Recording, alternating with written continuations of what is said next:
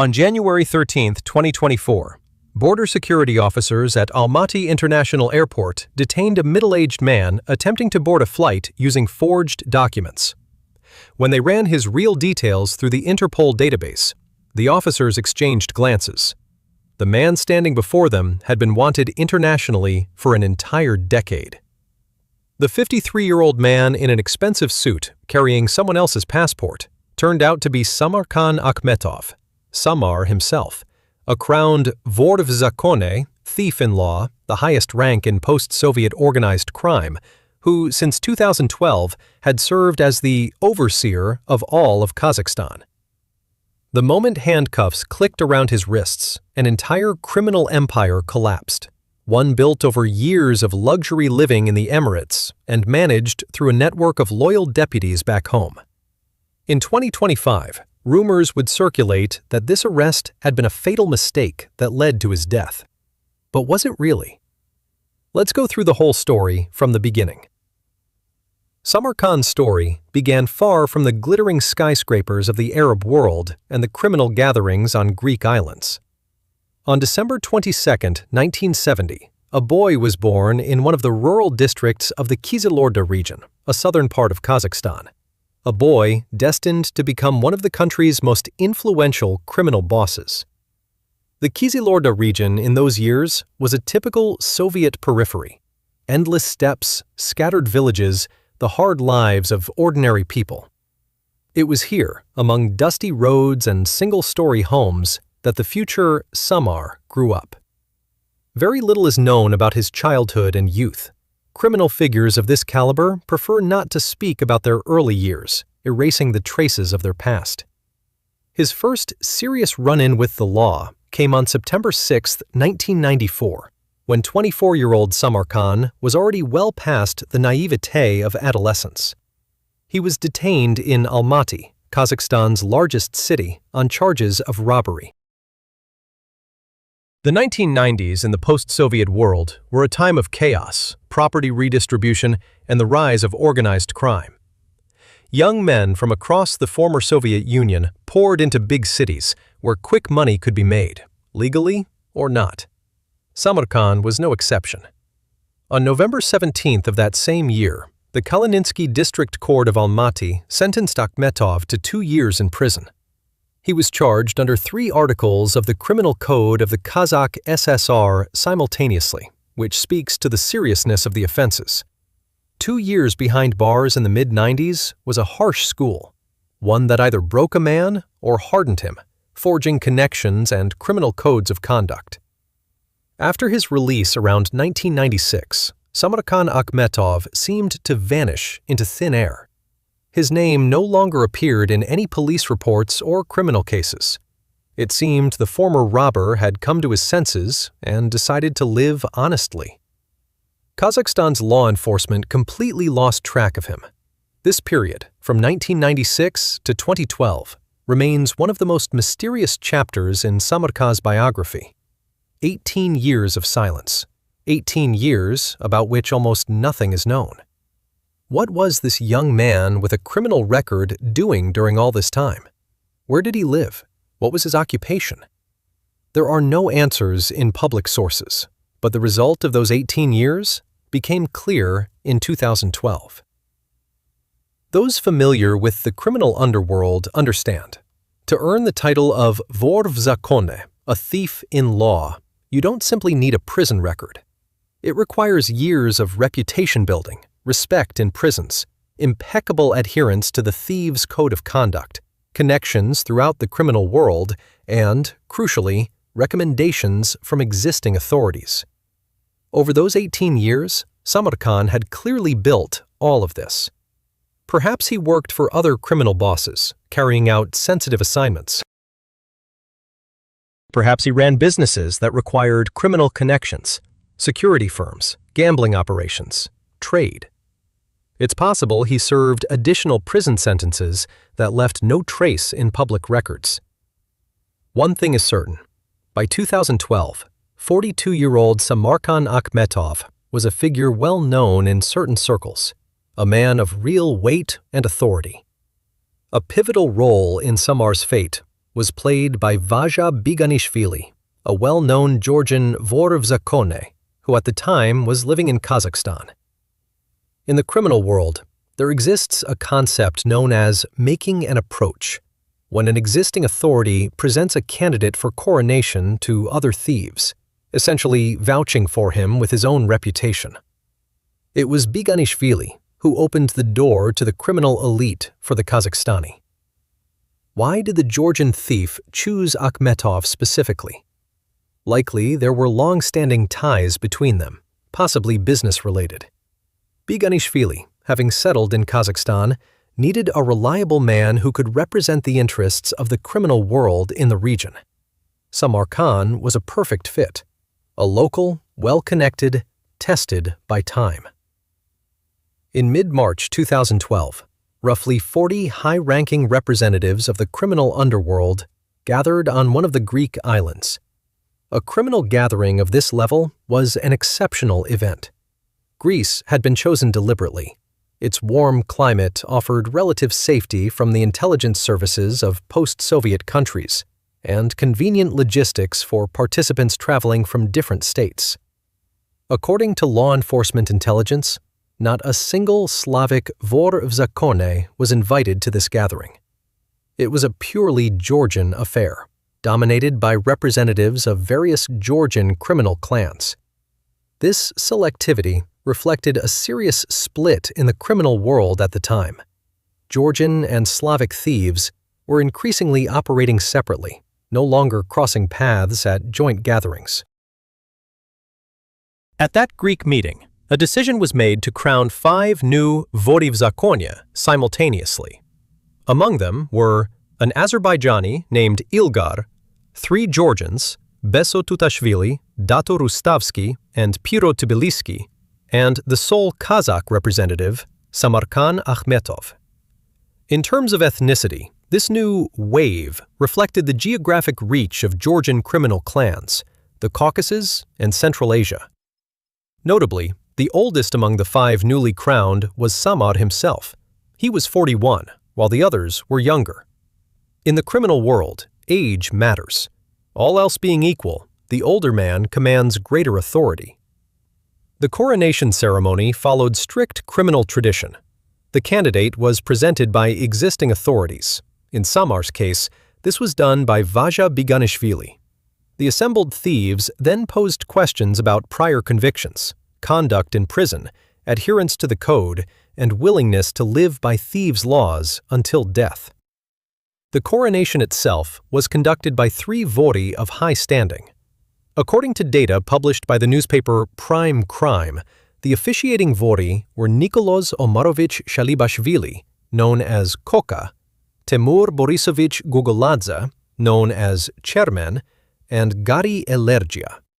All 3 were Georgian criminal authorities with decades of seniority and an impeccable reputation in criminal circles. Following his coronation, Samarkan Akhmetov received not just the title of vor v zakonie, he was granted the special status of Overseer of Kazakhstan. This meant that henceforth, all criminal matters on the territory of the Republic were to be coordinated through him.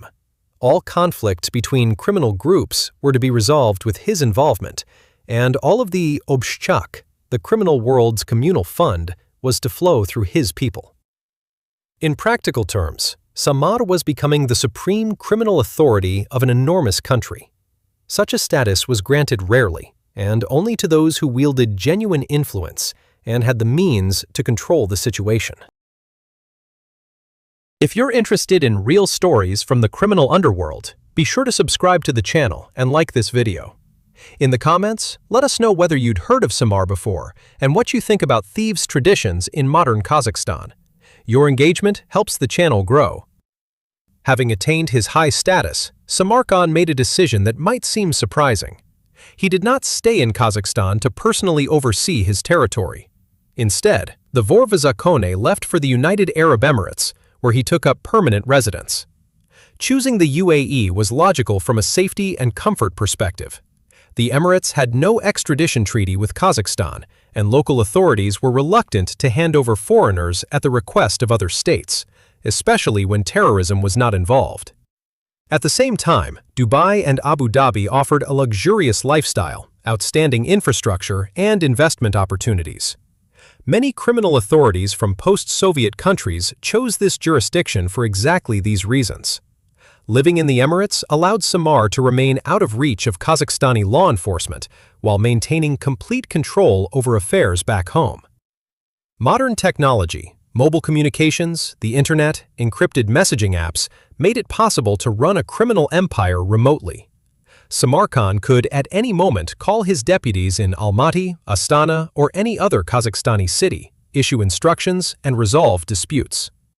Money moved through complex schemes involving offshore accounts, frontmen, and cryptocurrency. The criminal obshchak flowed from Kazakhstan into the UAE, where Samar could dispose of the funds as he saw fit. But managing a vast country from abroad was impossible alone. Samar needed reliable people on the ground, individuals who would represent his interests, collect money, resolve conflicts, and oversee the prisons. Immediately after his coronation, he began building a vertical chain of power within Kazakhstan's criminal world. The key figure was Kairat Jamangarinov, known in criminal circles by the nickname Zaka. This man already carried significant weight in the criminal environment before Samar rose to the top of the hierarchy. Zaka was appointed overseer of the system and the free world of Kazakhstan, a position implying control over all of the country's correctional facilities. Appointing an overseer of the prisons is a critically important task for any vor v zakone.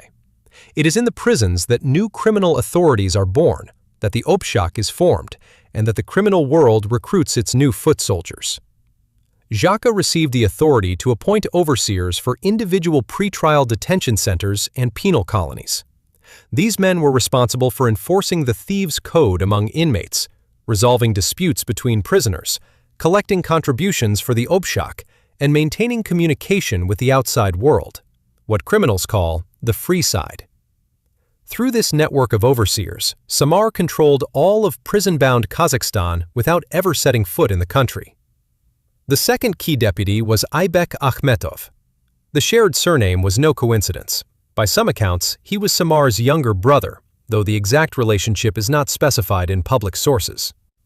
Samarkan also carried authority in criminal circles and performed important functions within the structure. Using family members in criminal operations is standard practice. Blood ties are considered more reliable than any other bond. A brother can be trusted with what you wouldn't entrust to a stranger. Samarkan handled financial matters, coordinated between various criminal groups, and relayed Samar's instructions to field operatives on the ground. From 2012 onward, a well-oiled criminal tax collection system began operating in Kazakhstan. Everyone who lived by the code, thieves, authorities, overseers, brigade leaders, was obligated to regularly contribute a share of their income to the criminal obshchak. The amount depended on the individual's status and earnings. A regional overseer might contribute tens of thousands of dollars per month, a rank-and-file thief, a few thousand, an ordinary gang member, a few hundred. The money was collected locally, passed up the hierarchy, and ultimately landed with Samar in the UAE. The exact figures are unknown, but given Kazakhstan's size and the number of people living by the thieves' code, the total could have reached millions of dollars per year. An especially lucrative source of income were underground casinos in correctional facilities. It might seem absurd, casinos in prison? But reality turns out to be more inventive than any assumption. In certain Kazakhstani penal colonies and detention centers, illegal gambling operations genuinely existed, where inmates could play cards, dice, and other games of chance for money. These casinos were under the control of the overseers, who took a cut from every game. Part of the proceeds went into the criminal obshchak, the rest stayed with the organizers. Running a casino inside a prison required corrupt connections with prison administration. Without the complicity of guards and management, none of this would have been possible. In 2013, Kazakhstani law enforcement finally picked up threads leading back to Samar. Perhaps someone within the scheme had been arrested and started talking. Perhaps operatives had planted informants inside criminal circles. However it happened, the identities of the VOR's key deputies were established.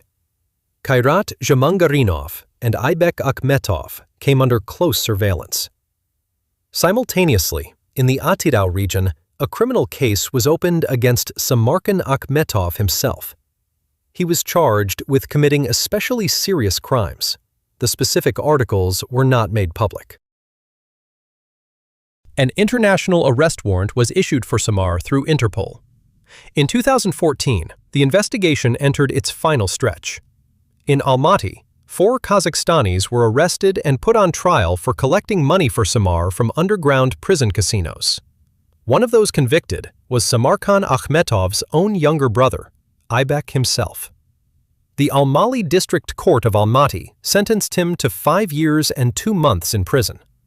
The other 3 defendants received similar terms.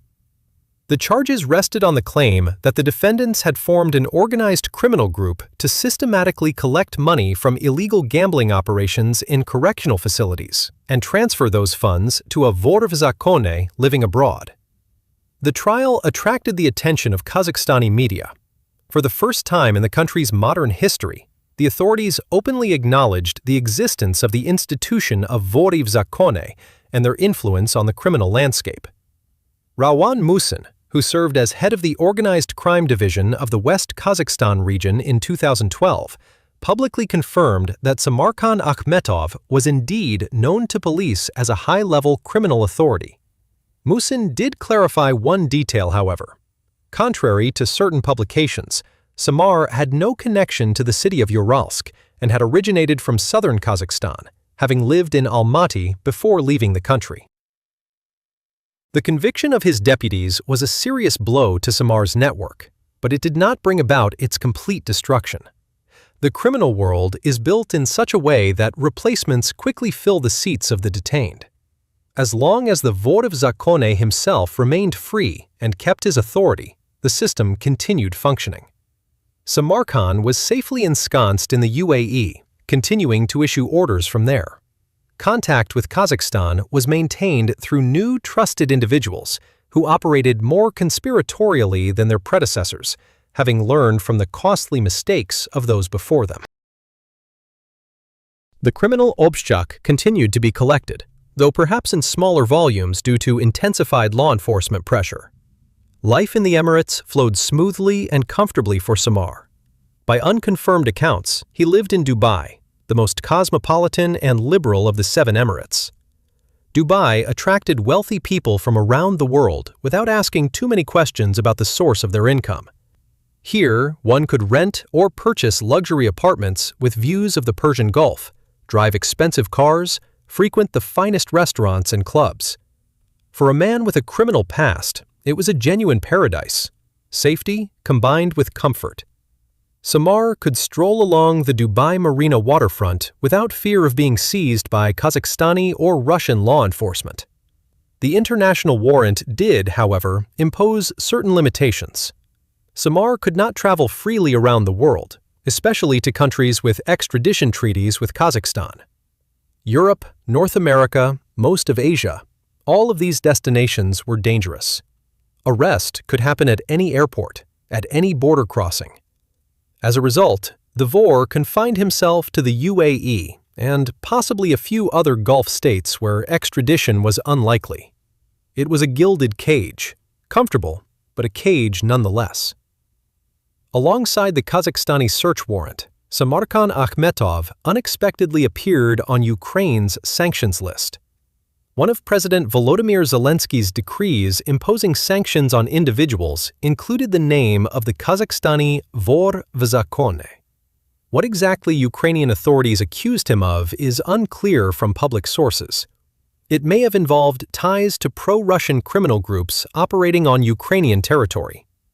It's possible Ukrainian intelligence services had information about certain operations involving Samar.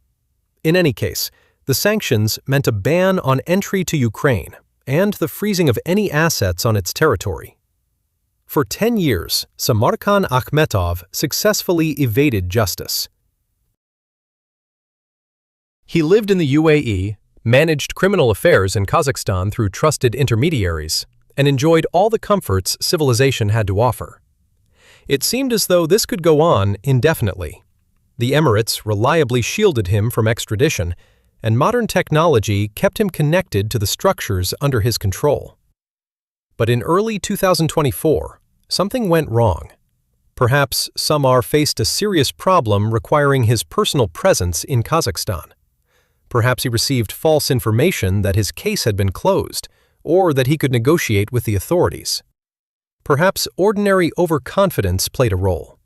10 years of successfully evading capture can create an illusion of invincibility. On January 13, 2024, Samarkan Akhmetov appeared at Almaty International Airport. He was not using his real documents. That would have been suicidal, given the international warrant. Instead, the wor v zakone produced a forged passport in someone else's name. The quality of the forgery must have been very high to pass through the multi-layered security checks of a modern airport. Perhaps the documents had been fabricated on genuine forms with the help of corrupt migration service employees. Perhaps they used the biometric data of a real person who physically resembled Samar. Samarkan completed his check-in, checked his luggage, and proceeded to passport control. Here, a multi-stage verification awaited him. Passport scanning, database checks, biometric identification. Modern airport security systems had become far more sophisticated in the 10 years since Samar had last left Kazakhstan. Border officers carefully examined the document and ran the data through their computers. Something alerted the officers, perhaps a discrepancy in the biometrics, perhaps inconsistencies in the passport holder's travel history. Samar was asked to step into a service room for additional screening. In a separate room, a more thorough examination began. Officers asked questions, cross-referenced answers with the documents, and conducted additional computer checks. Experienced officers know how to detect signs of nervousness and behavioral inconsistencies. Samar, despite his years in the criminal underworld, could not fully suppress the physiological responses to stress. When his real details were run through the expanded Interpol database, the screen lit up with an international arrest warrant. Age 53, height, weight, distinguishing features, everything matched. Standing before the border officers was no ordinary forger. This was one of Kazakhstan's most wanted criminal authorities. Handcuffs clicked around Samarkan's wrists. He was read his rights and transferred to a temporary holding facility. News of the arrest spread instantly through Kazakhstani law enforcement. The Interior Ministry released an official statement. A Kazakhstani citizen, SSH, wanted internationally since 2013 on suspicion of especially serious crimes, had been detained at Almaty Airport while attempting to illegally cross the state border using forged documents. The initials left no doubt. This was Samarkan Akhmetov. Kazakhstani journalists covering the criminal beat immediately identified the detainee as the legendary Samar. The arrest of a wor v zakone of this caliber was a sensation. Media outlets began publishing material about Akhmetov's criminal past, his coronation in Greece, and his status as Kazakhstan's overseer. Details emerged about the Obshchak collection system, his deputies, and his life in the Emirates. The public was given a rare glimpse into the closed world of organized crime, a world with its own laws, its own hierarchy, its own traditions. Many Kazakhstanis learned for the first time that the institution of wor v zakone still operated in their country, despite all the efforts of law enforcement to combat organized crime. While Samar sat in detention awaiting trial, panic swept through Kazakhstan's criminal world. The arrest of the chief overseer had created a power vacuum. Who would now settle criminal disputes? To whom should the Obshchak be paid? Who would resolve conflicts between groups? For 10 years, Samarkan had managed the republic's criminal life from distant Dubai, but now he was behind bars and could no longer issue directives. A period of uncertainty began, as various criminal factions tried to understand the new balance of power. Some local authorities may have attempted to fill the vacancy. Others preferred to wait and see how the situation developed. Interestingly, at the time of Samar's arrest, 2 other crowned vori zakone remained active in Kazakhstan. Following the death of Lekha Semipalatinsky, a criminal boss whose funeral in Talgar had attracted enormous public attention, only 3 remained alive: Serik Jamanayev, nicknamed Serik Golova, Bondo Sturua, and Samar himself. Now, with Akhmetov's arrest, all 3 vori zakone active in Kazakhstan were behind bars. Serik Golova, born in 1965 in the settlement of Fabrichny, now Kargali, earned his criminal nickname after his second conviction, reportedly for his sharp mind. He had first been convicted at the age of 17 for theft, followed by convictions for armed robbery, drug possession, and inflicting grievous bodily harm. Bondo Sturua represented the Georgian diaspora within Kazakhstan's criminal underworld. Georgian vori zakone have traditionally played an important role across the post-Soviet space, maintaining strong ties with their historical homeland and with diaspora communities in other countries. Bondo was also serving time in a Kazakhstani penal colony, unable to exert direct influence over the criminal situation. The fact that all 3 active vori zakone were imprisoned spoke to the successes of Kazakhstani law enforcement in the fight against organized crime. However, this did not mean the complete elimination of the criminal underworld. The institution continued to exist. It was simply that its leaders had been temporarily isolated from society. The criminal case against Samarkan Akhmetov, opened back in 2013 in the Atirau region, finally had a chance of reaching trial. Details of the charges were kept secret, which is standard practice in organized crime cases. Publicly disclosing all specifics could have obstructed the investigation, exposed the methods of operatives, and endangered witnesses. All that is known from public sources is that Akhmetov was charged with especially serious crimes, a category that includes the gravest articles of the criminal code, carrying maximum sentences.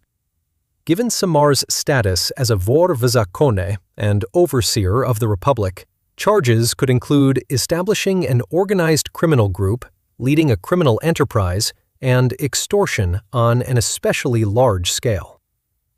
While investigators gathered evidence, criminal circles buzzed with discussions about Samar's fate. Under the Thieves' Code, a genuine vor must not cooperate with investigators under any circumstances. Any attempt to give testimony against other criminal bosses or gang members is considered betrayal and is punishable by raskol, the stripping of the criminal title, followed by serious consequences for one's health and life.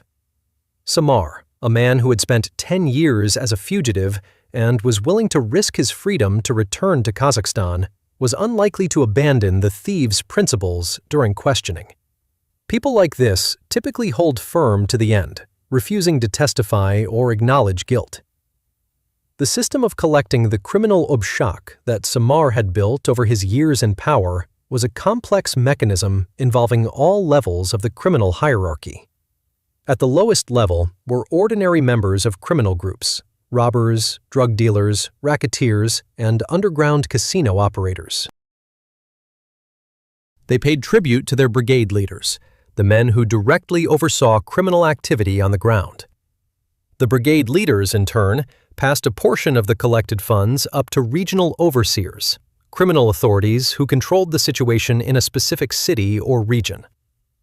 The regional overseers forwarded the money further up the chain to Samar's chief deputies, like Zhaka, who then transferred the funds to the vor zakone himself in the UAE. Each level of this pyramid retained a certain percentage, so only a fraction of the total money collected actually reached the top. Nevertheless, given Kazakhstan's scale, a country of roughly 19 million people with a well-developed criminal environment, the overall sums were substantial. The criminal obshak served various purposes: supporting imprisoned vori and their families, covering lawyers for arrested gang members, bribing officials and law enforcement officers, and funding new criminal operations. A portion of the money the vory of zakone spent on personal needs, no one audited their expenditures, their status permitted them to dispose of the obshak at their own discretion. Underground prison casinos deserve particular attention as a distinct feature of Kazakhstan's penitentiary system. Formally, all gambling and financial transactions between prisoners are prohibited in correctional facilities. In practice, reality diverged sharply from the formal rules. In certain penal colonies and detention centers, organized gambling operations genuinely existed. Venues where inmates could play cards, dice, and backgammon for money or for debt. These casinos were typically located in secluded spots, the far corners of dormitory blocks, utility rooms that prison administration rarely checked, or directly in cells when guards had been bribed to look the other way. The casinos were run by overseers of individual facilities, Samar's men, appointed by Zhaka.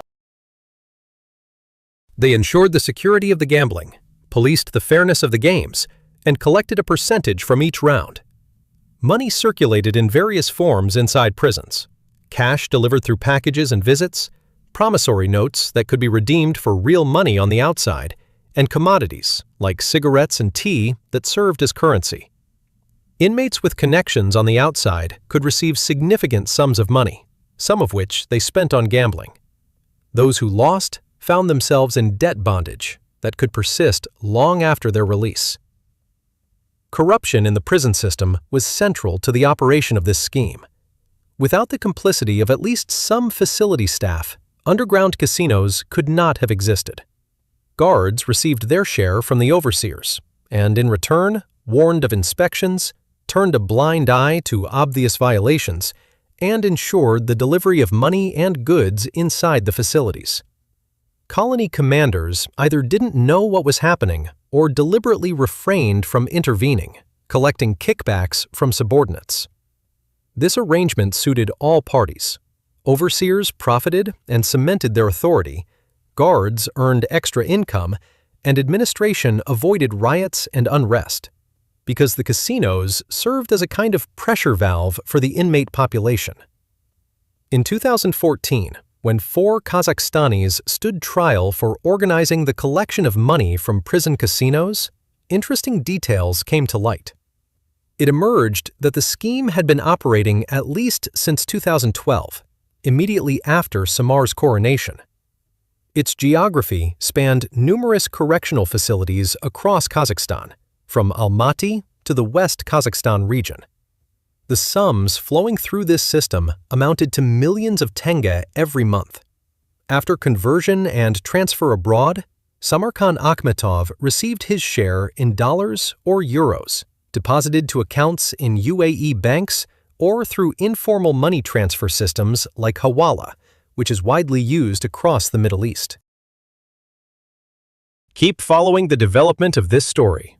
Like the video if you find the material interesting, and share your thoughts in the comments. What do you think Samar's punishment should be, and do you think he'll be able to maintain his influence from prison? Subscribe to the channel so you don't miss the continuation and other investigations from the world of organized crime. Samarkan's younger brother Almaty Akhmetov, who received 5 years and 2 months in prison, became a symbolic example of how family bonds become entangled with criminal business.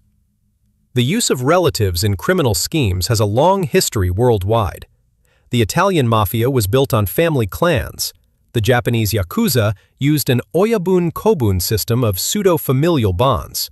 Russian organized crime in the 1990s also frequently relied on blood relationships. Samar followed this time-tested model.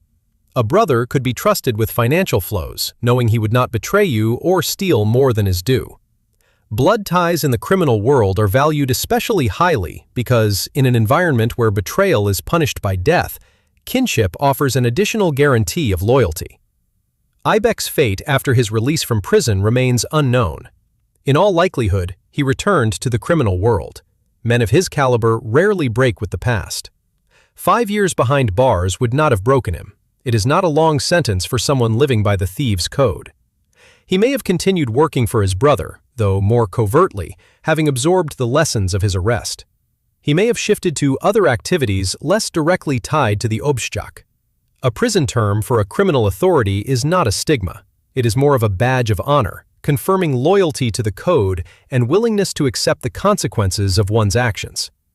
Zhaka, the overseer of the system and the free world of Kazakhstan, represented a different type of Samar's deputy. While Aybek was bound by blood, Kaidat Jamangarinov was a man elevated by his own reputation and abilities. Zhaka carried real authority in criminal circles even before Samar rose to the top of the hierarchy. He was a seasoned thief, forged by the prison system, who understood every nuance of life behind bars. Appointing him overseer of all the country's prisons was a logical step.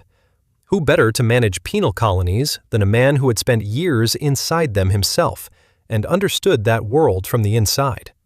Control over the prison system conferred enormous power. Through overseers of individual colonies and detention centers, Zhaka influenced the lives of thousands of prisoners. He could determine who received better living conditions, who worked in prestigious prison jobs like the library or the warehouse, and who was sent to the disciplinary isolation unit. Overseers resolved disputes between prisoners, meted out punishments for violating the thieves' code, and collected intelligence about the mood inside the facilities. This information flowed up to Zhaka, who analyzed the situation and reported back to Samar. In this way, the Vor of Zakone in distant Dubai was kept fully informed about everything happening in Kazakhstan's prisons. Assigning overseers to specific correctional facilities was one of Zhaka's key prerogatives. He had to identify people who simultaneously commanded respect among inmates, were loyal to Samar, and possessed organizational talent. The ideal overseer candidate was a seasoned prisoner with multiple convictions, a thorough knowledge of the thieves' code, an ability to maintain order, and a capacity to collect the obszak. Such individuals existed in every facility. They simply needed to be identified and given the appropriate authority. Once appointed, an overseer received the backing of the entire thieves' vertical. Any attempt to challenge his authority was treated as disrespect towards Samar himself and punished accordingly. The system ran smoothly until 2013, when law enforcement began active operations. The arrest of Zhaka and other key deputies of Samar was a serious blow to the criminal structure. But the Vor of Zakone had not earned his title for nothing. He quickly reorganized and appointed new individuals to the vacated positions. Continuity in the criminal world is ensured by the constant grooming of a personnel reserve. While Zhaka was still free, he had already been preparing his own replacement in case of arrest or other unforeseen circumstances. As a result, even after his detention, the system continued to function, albeit with reduced efficiency. Vaja Biganishvili, the Georgian Vor of Zakone who had vouched for Samar before the Greek gathering, was himself a legendary figure. Georgian Vori of Zakone have traditionally occupied a special place in the post-Soviet criminal world. Even during the Soviet era, many well-known Vori of Zakone had come from Georgia. The Tbilisi, Kutaisi, and Sukhumi schools produced entire generations of criminal authorities. After the collapse of the USSR, Georgian Vori spread across the former Soviet Union and beyond, creating a powerful web of connections. Vaja was one of those men. Crowned in Georgia, he spent several years in Russia before settling in Kazakhstan. The choice of Kazakhstan as a base was not accidental.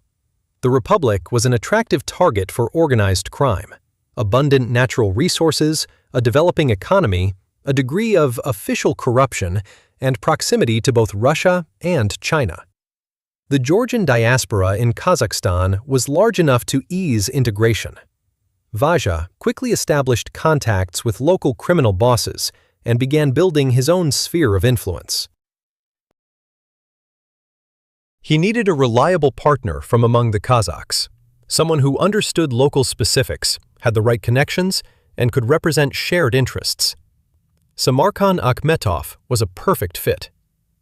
Vaja and Samarkan had likely become acquainted long before 2012, possibly as early as the late 1990s or the early 2000s. Over those years, the Georgian Vor had had the opportunity to size up the Kazakhstani, test him in practice, and satisfy himself of his reliability. When the time came for the Greek gathering, Biganishvili did not hesitate. He presented Akhmetov to the assembled authorities as a worthy candidate. His word carried weight among Georgian Vori, and so the coronation proceeded without a hitch. In return, Vaja gained a dependable ally who controlled a vast territory and was prepared to coordinate with Georgian clans. Relations between Samar and Vaja after the coronation likely remained a partnership of equals. Formally, both held the same status, each a crowned vor v zakone, though Biganishvili was older and more experienced. In practice, each worked his own sphere of influence. Samar controlled the Kazakhstani criminal world, while Vaja coordinated the Georgian diaspora and maintained ties with the Caucasus. When their interests overlapped, they resolved matters as brothers would, at thieves' gatherings, without conflict or violence. This collaboration was mutually beneficial and strengthened the position of each. The Greek gathering of 2012, where Samar and 4 others were crowned, was a landmark event in the history of post-Soviet organized crime. The decision to hold the event in Greece was driven by several factors. First, safety. Greek authorities showed little enthusiasm for pursuing foreign criminal bosses as long as those individuals were not committing crimes on Greek soil. Second, convenient logistics. Greece was part of the EU and the Schengen area, which made entry easier for participants arriving from different countries. Third, the climate and landscape. March in Greece is already warm, and the islands of the archipelago offered the seclusion and comfort necessary for a multi-day event. Gatherings of this scale require careful planning. A villa or hotel had to be rented, security arranged, food and accommodation organized for 40 people, and precautions taken to ensure that information about the location and timing didn't leak to intelligence agencies. Most likely, the organization was handled by trusted members of one of the Georgian clans with experience running such events. Participants arrived in small groups at staggered times on tourist visas.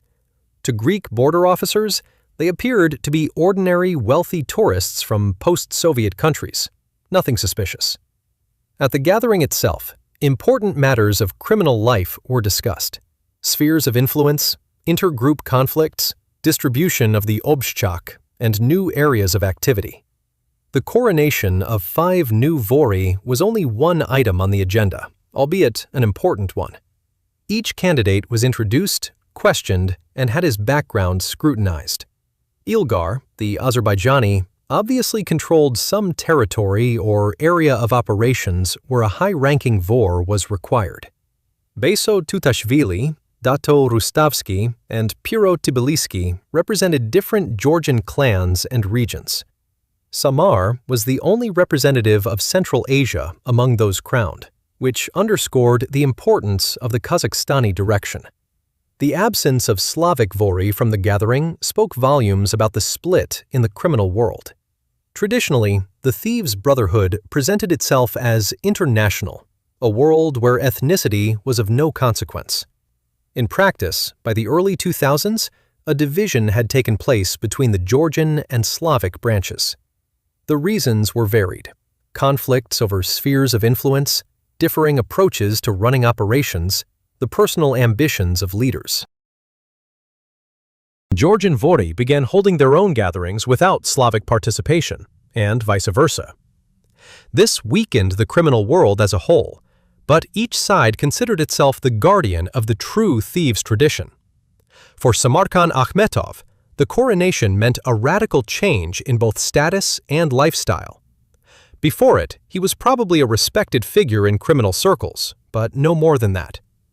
After receiving the title of vor v zakone, he became a figure of an entirely different magnitude. Any thief or authority living by the code was now obliged to show him respect, carry out his instructions within the thieves' hierarchy, and contribute to the obshchak. His status as overseer of Kazakhstan made Samar the de facto head of the republic's criminal world. That was enormous power, but also enormous responsibility. The thieves' code demands impeccable conduct from a vor v zakone. He must not hold official employment, must not serve in the military or law enforcement, must not cooperate with the authorities, and must not have a family in the traditional sense.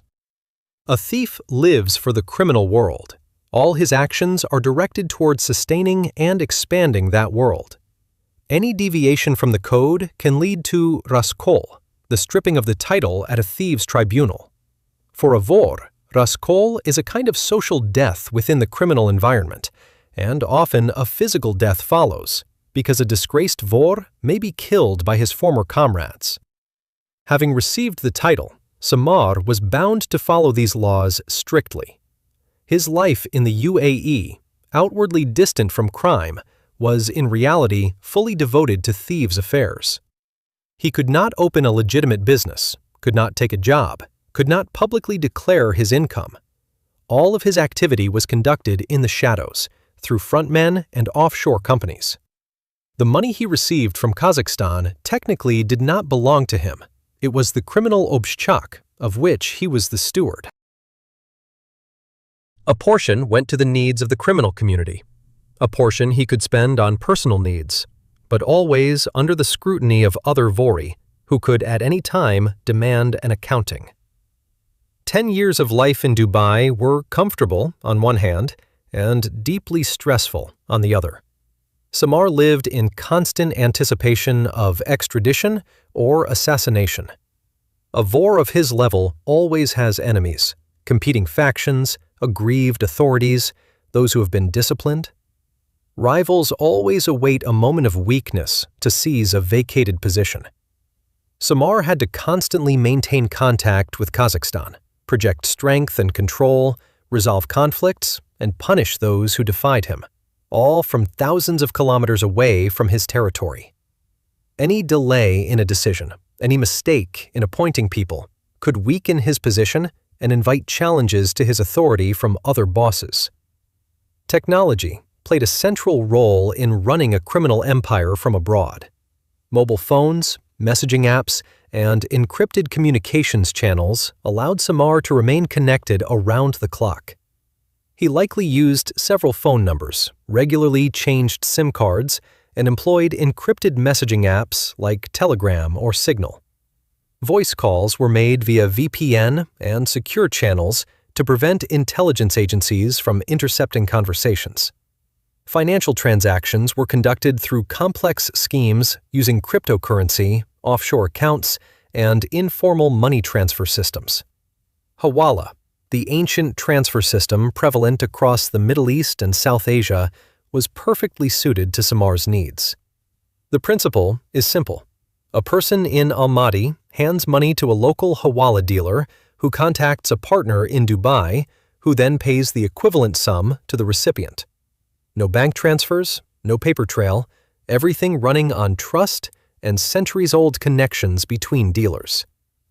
The commission is typically lower than at banks, and the speed is faster.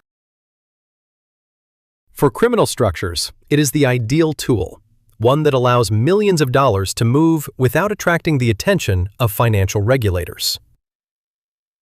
Life in the Emirates did have its limitations. Samar could not move about in public as freely as an ordinary wealthy expatriate. The international warrant meant his photograph and details were in Interpol databases, accessible to law enforcement in many countries. Although the UAE was not quick to hand over foreigners, there was always a risk that the political situation might change, or that Kazakhstani authorities might offer something valuable in exchange for extradition. Samar therefore likely led a relatively closed-off life, avoiding crowded places, steering clear of social media, staying away from official events.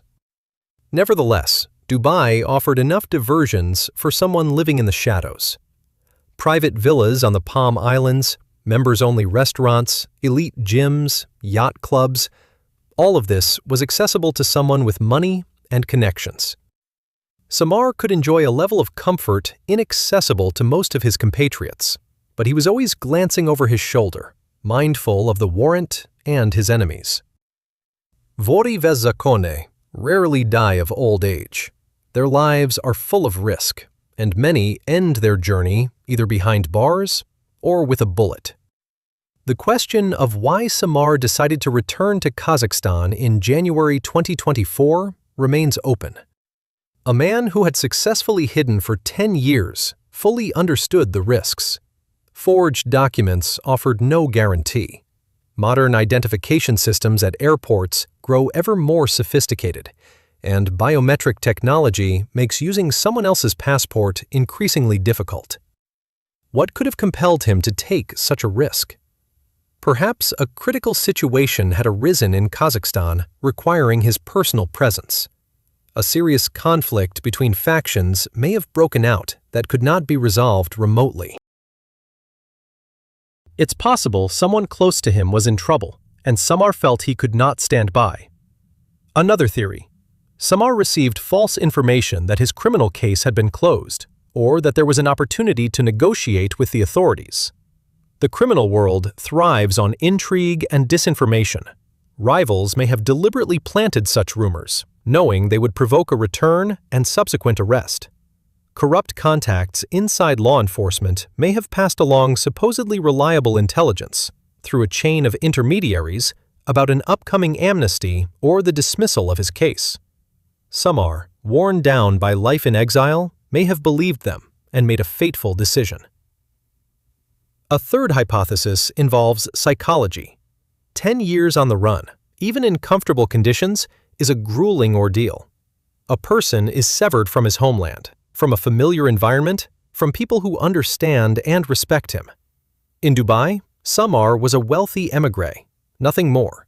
The locals had no knowledge of his status as a vor of zakone and showed none of the deference he had grown accustomed to. Back in Kazakhstan, however, he was a legendary figure, the overseer of an entire republic, a man whose word was law to thousands of people. Perhaps nostalgia and the desire to recapture the sensation of power and respect overpowered his better judgment. The preparation for his return was clearly meticulous.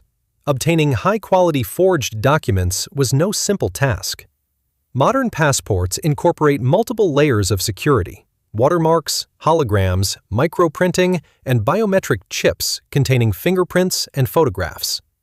Producing a convincing forgery capable of passing checks at an international airport requires access to specialized equipment and official blanks. Samar likely had connections either to corrupt passport office employees or to highly skilled forgers capable of fabricating the required document. Selecting an identity for the passport also required careful thought. One couldn't simply use a random person's details. Basic parameters had to match: age, height, eye color. Ideally, the real holder of the passport would physically resemble Samar. Then, even a visual check would raise no suspicions. Perhaps the identity used belonged to someone who had never traveled abroad and had no plans to do so, minimizing the risk of inconsistencies showing up in the system. Or it may have been the identity of a deceased person whose death had not been registered in the databases, a scheme that has been used before. On January 13th, Samarkan flew into Almaty, most likely from the UAE, possibly via an intermediate country to cover his tracks.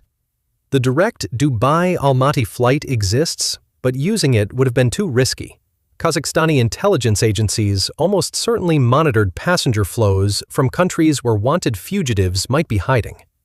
A more probable route ran through Turkey, Georgia, or Russia, with a layover and a change of tickets.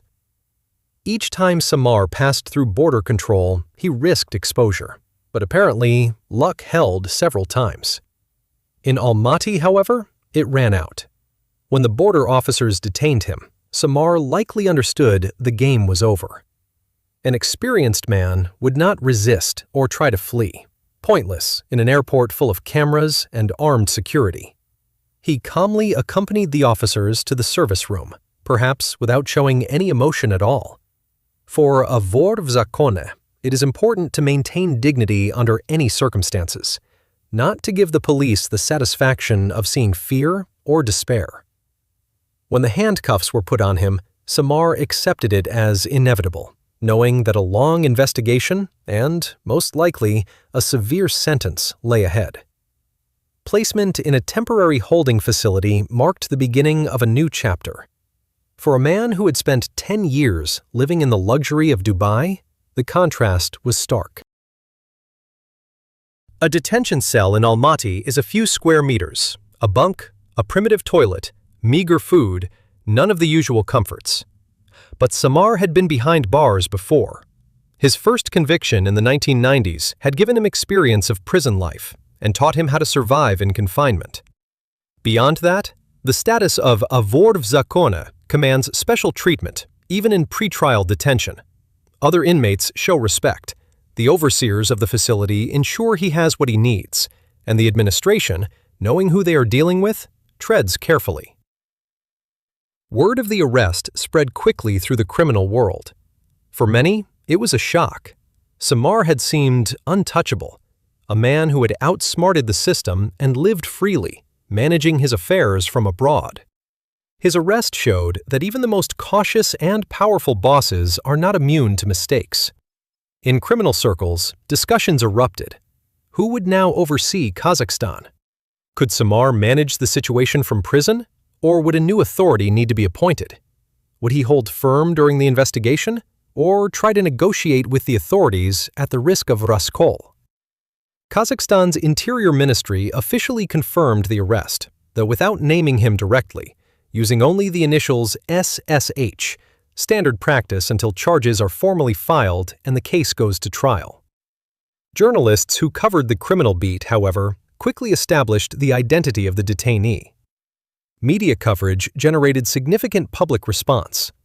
Many Kazakhstanis learned for the first time about the existence of the institution of vory v zakone in their country, about the Greek gathering, about the obshchak collection system. For most law-abiding citizens, it was a shocking glimpse into a parallel world that lives by its own rules. The investigation into Samarkan Akhmetov's case promised to be long and complex. Charges of especially serious crimes require a solid evidentiary foundation. Investigators would need to gather witness testimony, documentary evidence, and potentially recordings of intercepted phone calls. They needed to prove that Samar had genuinely led an organized criminal group, collected money from criminal activity, and controlled the prison system, all without personally setting foot in the country for over a decade. This was no easy task, given that the criminal world operates by a code of silence, akin to the Mafia's omerta. Witnesses are afraid to testify, fearing reprisals from criminal structures. Samar's defense was most likely built on the denial of all charges. Under the Thieves' Code, a wor does not acknowledge guilt and does not cooperate with investigators. He has the right to retain a lawyer, but the lawyer must work within the bounds of the law, not as a conduit for the wor's will. Samar might have acknowledged only the facts that couldn't be denied, such as the use of forged documents when attempting to board a flight, which is objectively documented. But he would categorically deny organizing a criminal enterprise, collecting an obshchak, and directing criminal groups, demanding direct proof. High-caliber lawyers are expensive, but Samar had the means to hire the best. The criminal obshchak accumulated over his years in power was sufficient to fund an entire team of attorneys. Moreover, under the Thieves' Code, the defense of a detained authority is the obligation of the entire criminal world. Other vory v zakone would have been expected to contribute funds for Samar's legal defense, ensure he had everything he needed in detention, and offer him moral support. This is an expression of solidarity and respect for his status. This story illustrates how the modern criminal world operates. If you find this kind of material interesting, be sure to subscribe to the channel and like the video. In the comments, tell us what you think. What sentence will Samar receive? And will he be able to maintain his influence from prison? Your opinion matters to us. Samarkan Akhmetov's prospects at trial looked uncertain. On one hand, the fact of his using forged documents is ironclad. That alone carries several years in prison. On the other hand, the far more serious charges of establishing and leading a criminal enterprise require compelling evidence. If investigators failed to assemble a sufficient case, Samar might have received a relatively lenient sentence, just for the documents and, perhaps, for evading justice. But if prosecutors presented witness testimony, recorded conversations, and financial paper trails, the outcome could run into decades behind bars. Kazakhstani criminal law provides for severe penalties for organizing a criminal enterprise. Article 263 of the Criminal Code of the Republic of Kazakhstan, the creation, leadership, or participation in a criminal community, carries a sentence of 7 to 12 years, with confiscation of assets. If the criminal enterprise was created by a person abusing a position of authority, or in connection with the commission of serious or especially serious crimes, the term increases to 15 years. Given the scale of Samar's operations, the court could have applied maximum penalties. Add to that additional charges for specific offenses: extortion, money laundering, document forgery. A high-profile trial against a wor v zakone of this level had the potential to become a landmark event for all of Kazakhstan. The authorities would have an opportunity to demonstrate the effectiveness of the fight against organized crime, to show that no one is above the law. Media coverage would have been extensive, with the public following every hearing. For law enforcement, it was a chance to strike a serious blow against the criminal world, showing that even the most powerful bosses can be held accountable. A conviction of Samar could have set a precedent for subsequent cases against other vori v zakone. The criminal world, however, would not have sat idly by. Attempts to pressure witnesses, judges, and investigators are entirely plausible. Criminal structures have connections at all levels of government, and corrupt officials can provide services for appropriate compensation. Threats against those who testify against Samar are probable. Witnesses' families may face pressure. All of this complicates the work of investigators and courts, forcing them to implement additional security measures. Some witnesses may retract their statements. Others may suddenly forget key details. Others may simply disappear. The situation in Kazakhstan's criminal underworld changed dramatically after Samar's arrest. All three crowned vori v zakone active in the country found themselves behind bars simultaneously. Serek Golova was serving his sentence. Bondosturua was in another penal colony, and now Samar had joined them. This created a power vacuum at the top of the criminal hierarchy. Regional overseers and second-tier bosses began fighting for influence. Some tried to position themselves as acting overseer of the republic. Others preferred to wait until the situation clarified and a new vor might be crowned. In theory, Samar could have attempted to manage the situation from pre-trial detention.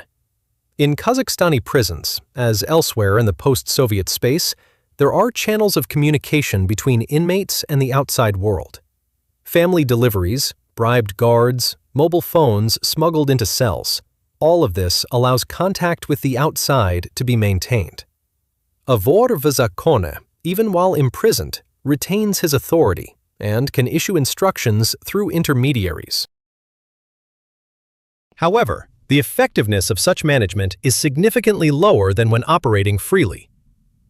A pre-trial detention center imposes a stricter regime than an ordinary penal colony. Surveillance of detainees is tighter, and communication options are more limited. Other vori v zakone at large in various countries could have stepped in to manage the situation in Kazakhstan.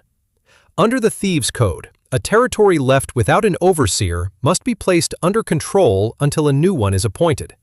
Georgian bosses with historical ties to Kazakhstan, through Vaja Biganishvili, could have put forward their own candidate. Slavic vori, despite the split, might also have sought influence in a wealthy republic. All of this created fertile ground for conflicts and standoffs between factions. Thieves' gatherings, where such matters are decided, take time to organize. Influential vori from different regions must be assembled, candidates discussed, and votes taken. In conditions where many vori are either wanted or imprisoned, organizing a full-scale gathering has become increasingly difficult. Intelligence services of various countries have learned to monitor such events, deploy undercover agents, and arrest participants. The process of appointing a new overseer of Kazakhstan could therefore drag on for months or even years. In this environment, local criminal factions gained greater autonomy. Without firm control from above, they could operate more freely, withholding the full amounts normally owed to the obshak, resolving conflicts by force rather than through a thieves' court, seizing spheres of influence. Law enforcement faced additional challenges, but also a new opportunity, using conflicts within the criminal world to their advantage, extracting intelligence from rival factions, and making arrests. The fate of Samarkan Akhmetov himself depended on many factors. If he held firm during the investigation, refused to testify, and denied the charges, he preserved his standing in the criminal world. Even receiving a long sentence, he could count on support, respect, and outside assistance. The Vori would have ensured he had everything he needed in prison, his family would have received financial support from the obshak, and lawyers would have continued working on appeals. Upon release, even years down the line, Samar could have returned to the criminal world as a respected veteran who had endured his trials without breaking. If, on the other hand, Samar had chosen to cooperate with the investigation, to testify against other bosses, to expose the operational schemes of criminal structures, social death within the criminal world would have been inevitable. Rascal, the stripping of the Vordovi zakone title, would have followed without question. A disgraced Vor faces physical elimination. Any individual who lives by the code and wants to earn a reputation may become a would-be killer. Even in prison, a disgraced Vor is in mortal danger. Other inmates consider it their duty to punish a traitor. Prison administration typically responds by placing such individuals in solitary cells, isolated from the general population. The likelihood of Samar cooperating with the investigation appeared low. A man who had spent 10 years evading justice, living in luxury while maintaining his ties to the criminal world, was unlikely to betray the thieves' ideals. His biography showed no signs of weakness or willingness to make deals with the state. His first conviction, 18 years in the shadows, coronation, the management of a criminal empire, all of this required strength of character and unwavering loyalty to the thieves' code. Most likely, Samar chose the path of silence and denial, steeling himself for a long prison term. The sentence Samarkan Akhmetov could receive depended on what prosecutors managed to prove.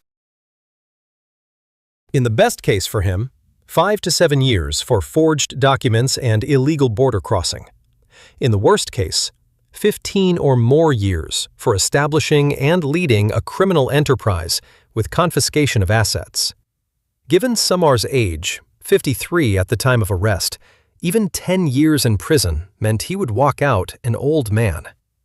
The prospect of spending the prime remaining years of his life behind bars, following a decade of luxury in Dubai, was grim. But such is the price of choosing the criminal path. Samarkan Akhmetov's story became yet another confirmation that the criminal world does not bring happiness. Yes, he reached the apex of the criminal hierarchy, became overseer of an entire republic, and lived in luxury. But all that time, he was a fugitive, unable to move freely, constantly fearing arrest or assassination.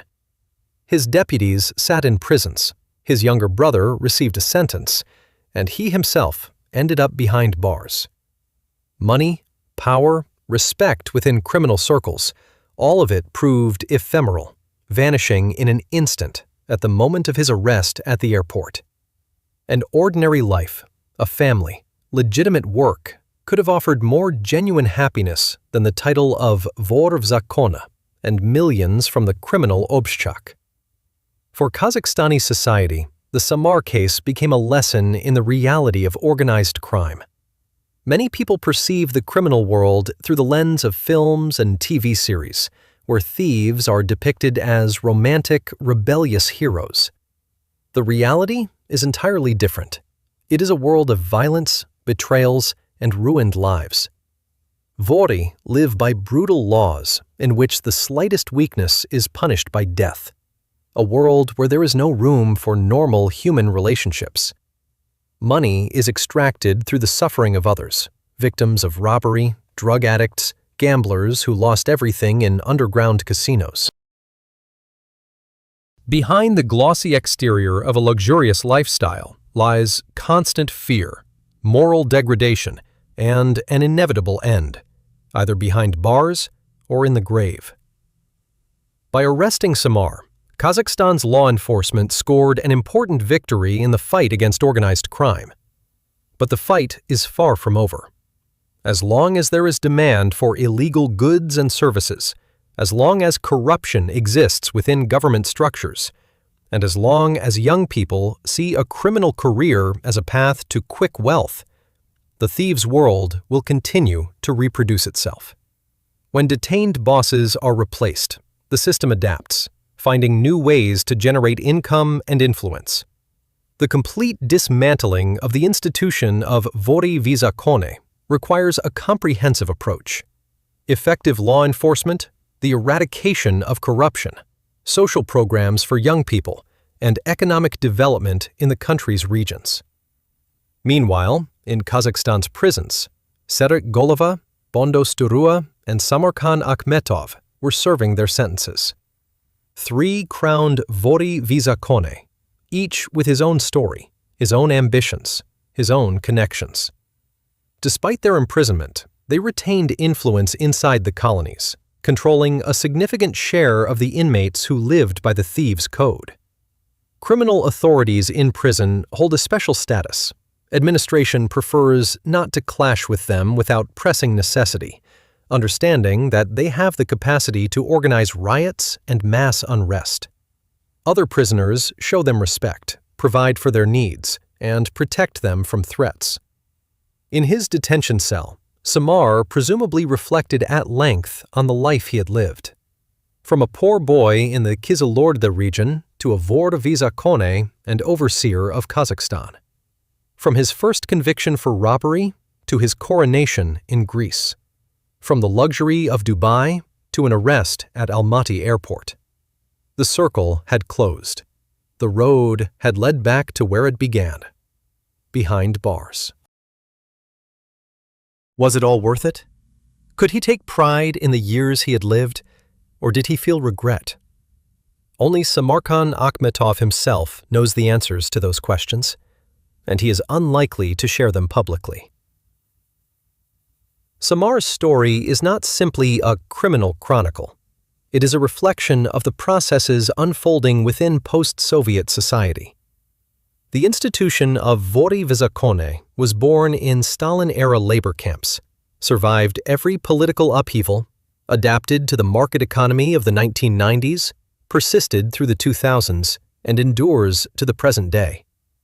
One might expect that in the modern world, with its advanced technology, international law enforcement cooperation, and effective crime-solving methods, this archaic institution would have disappeared long ago. Yet it persists, transforming itself and finding new niches for influence. The younger generation is gradually losing interest in the thieves' traditions. Modern criminals prefer more technologically sophisticated methods of enrichment. Cybercrime, Ponzi schemes, corruption rackets. The old thieves' code, which forbids any dealings with the state or the use of modern technology, strikes them as an anachronism. As a result, the institution of warrant v zakone is slowly dying a natural death, shedding its authority and influence. In 20 or 30 years, it may well become a museum exhibit, something to be discussed in criminology textbooks as a historical curiosity. For now, the last representatives of this caste, men like Samarkan Akhmetov, are living out their days behind bars, hostages to choices made long ago. Their stories serve as a warning to those who romanticize the criminal path, demonstrating that this path leads, inevitably, to a tragic end.